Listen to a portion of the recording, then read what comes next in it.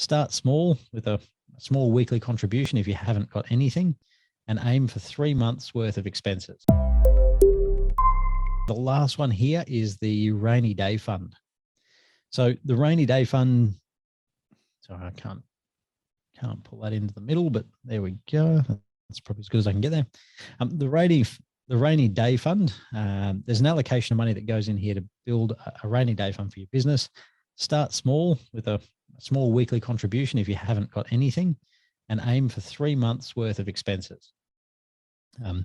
We've been suggesting this for a number of years now. I remember even in the days of Inspire Cafe, we were talking about this concept. And when COVID hit, we actually had a number of business owners who came to those workshops years ago.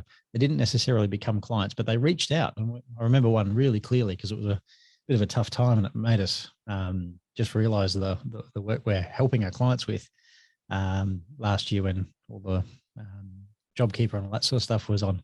They reached out to specifically thank us, to say, hey, thanks so much for sharing that 3 years ago or 4 years ago or whenever it was, because I did it.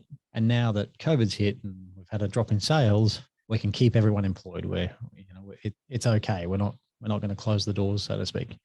And that's the power of this rainy day fund, is it's in place for those unexpected things that might throw your business off.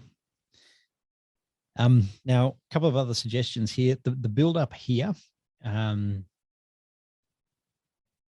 a spelling mistake here. The build up here can be used to clear debt.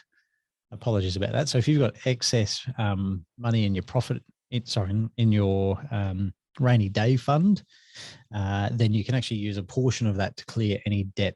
But I wouldn't empty your rainy day fund to clear a whole heap of debt, because then you'll have no rainy day fund left. So again, if you're working with us with this stuff, we can guide you on that. But do keep in mind, if there's an excess and you want to clear a credit card or a whatever sort of debt you've got in your business, we can use this one to do that. Also, another one to keep in mind is this can be a personal offset account on your own home mortgage, but I'd encourage you to keep it separate from personal funds.